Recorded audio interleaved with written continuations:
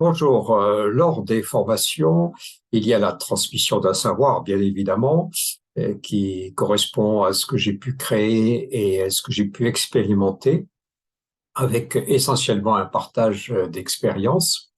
Il y a également un savoir-faire à acquérir. Ça se traduit par des exercices, des mises en situation que nous faisons pendant les formations, parce que rien ne vaut la pratique pour apprendre et pour maîtriser une compétence. Et il y a aussi des documents remis à l'issue de la formation, ce que j'appelle moi la valise virtuelle, à chaque session, et qui correspond à ce qu'on a vu, qui sont des outils qui sont indispensables à tout professionnel qui veut réussir son métier. Le savoir sans outils ne vaut rien, les outils sans le savoir ne vaut pas mieux, si je puis dire. Alors, quels sont ces outils? Pour la formation relation client, voilà ce qu'il y a dans la valise. Donc, ça, ce sont des tableaux et des rappels du contenu de la formation. Il y a bien entendu le fascicule qui est l'ensemble de la formation qui est adressé avant la formation. C'est le cours complet théorique. Je passe très vite parce que c'est un peu long. Voilà, et donc c'est tout le contenu que vous pourrez retrouver. Vous pourrez y revenir par la suite quand vous sentirez le besoin de vous replonger dans la formation.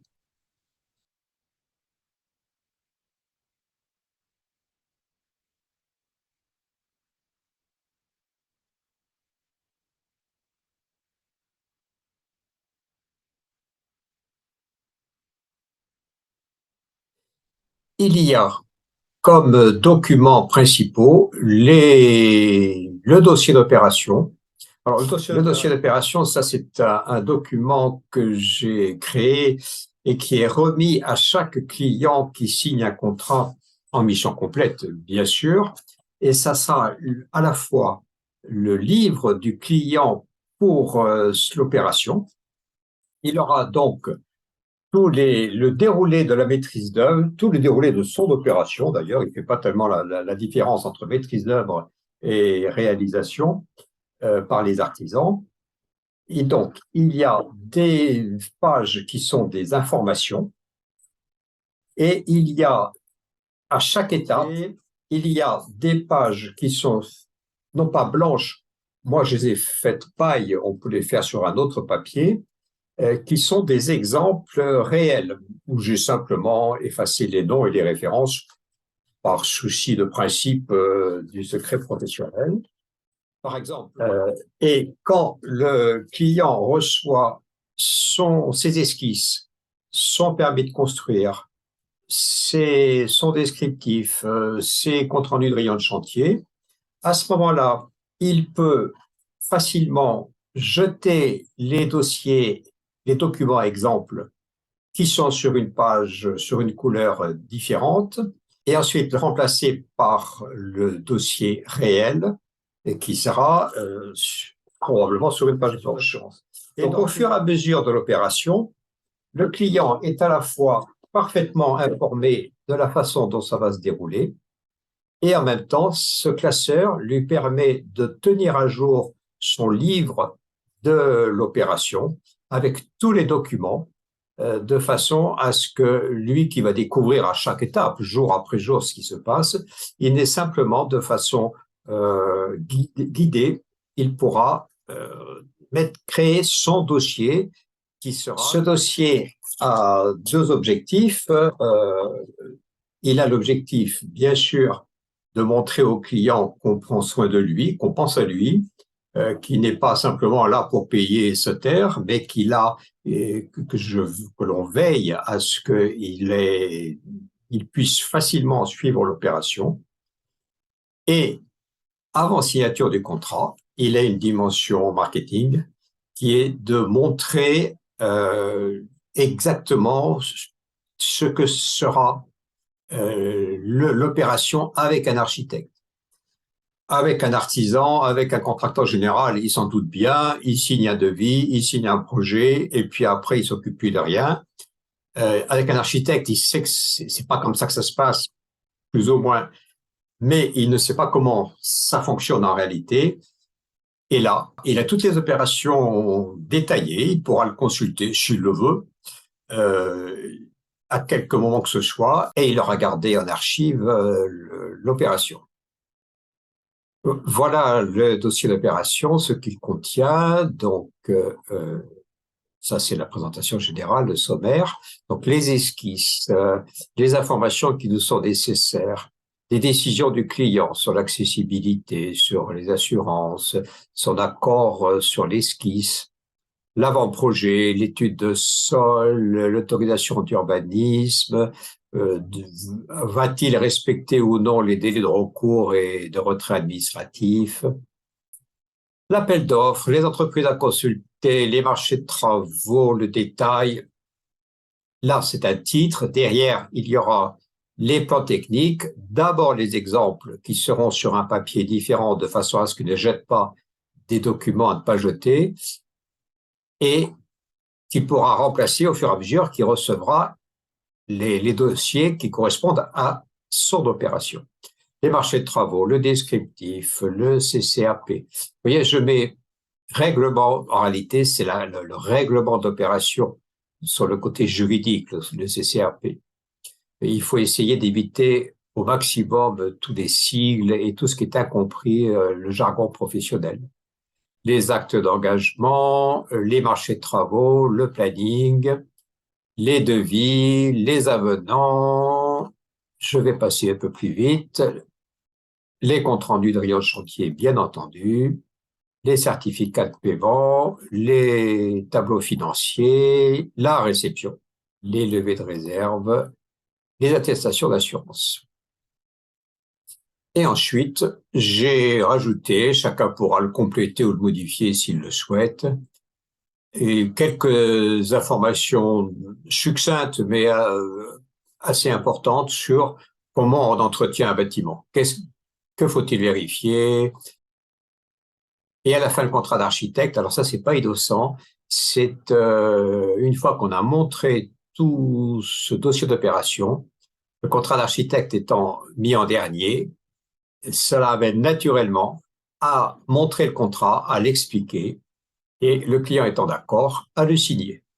L'objectif de ce dossier d'opération, c'est que le client voit que l'on se soucie de lui, qu'il n'est pas la cinquième roue de la charrette qui est juste bonne à payer et puis c'est tout, mais que grâce à nous, il pourra suivre l'opération alors qu'il découvre, bien évidemment, jour après jour comment ça se passe, et comme ça, il n'est pas perdu. Et en même temps, avant contrat, c'est une aide pour signer évidente. Le client peut voir, peut palper presque, si je puis dire, toute l'opération, comment ça va se passer, ce qui est beaucoup plus détaillé qu'un simple devis d'artisan, même un simple contrat de contractant général. Et cela le rassure. Et évidemment, la signature ne se fait qu'avec des gens en qui on a confiance, des gens qui nous ont rassurés. Donc, il y a plusieurs objectifs, plusieurs vocations à ce dossier. Donc, ce dossier est vu pendant la formation en relation client et il est dans la valise. Vous pourrez faire vous-même sur cette base que vous pourrez éventuellement modifier, votre propre dossier que vous remettrez à vos clients. Tous les architectes qui suivent cette formation m'ont dit que que ça déclenchait la signature du contrat très facilement. Ensuite, bien sûr, il y a les contrats. Le contrat en mission complète doit être court puisqu'il doit être lu. On ne signe pas ce qu'on n'a pas lu, surtout sur des achats aussi importants. Donc, il doit être court. Là, il tient sur un A3 plié en deux. On le détaille et on voit comment il fonctionne, à la fois sur la dimension relation client, de manière à ce que le client trouve là-dedans ce qu'il veut savoir, ses préoccupations, ses soucis, qualité des travaux, protection, sécurité, garantie, etc. Et en même temps, il est juridiquement très protecteur pour l'architecte Notamment, une de ses grandes caractéristiques est de ne pas rendre contractuel le programme. Je dois faire une vidéo sur ce point.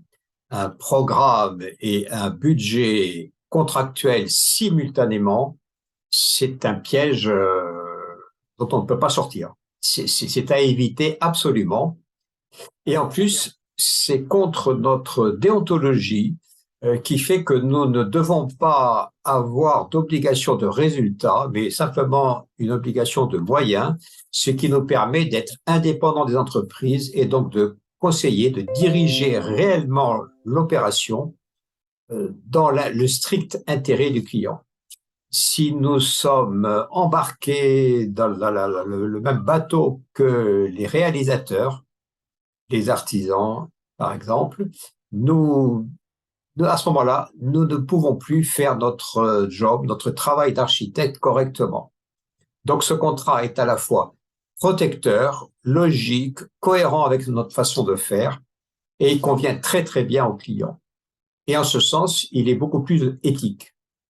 Et pour les missions partielles, les 5 petites missions, là, il y a un contrat beaucoup plus simple également, que j'appelle une commande et qui se résume à un A4 recto verso, où on peut cocher des cases et qui est assez passe-partout.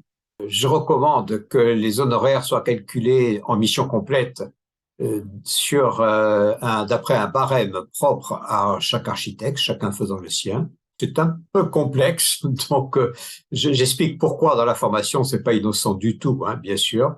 Le client ayant au moment du contrat l'ordre de grandeur de notre rémunération. Il n'y a aucun piège vis-à-vis du client, hein, bien entendu. Donc voilà, ça permet d'obtenir facilement et automatiquement le montant des honoraires pour chaque opération. Et ensuite, il y a d'autres documents, par exemple, on parle de l'agence d'architecte qui a une vitrine, quel est l'impact qu'il peut y avoir pour vis-à-vis des clients. Le panneau de chantier qui est un outil très, très efficace au niveau notoriété. Très, très efficace. Parce qu'il y a l'effet panurge, c'est-à-dire qu'il y a un client qui annonce à tout le monde que j'ai fait confiance à un tel architecte pour faire mon opération, ce qui est la meilleure des publicités.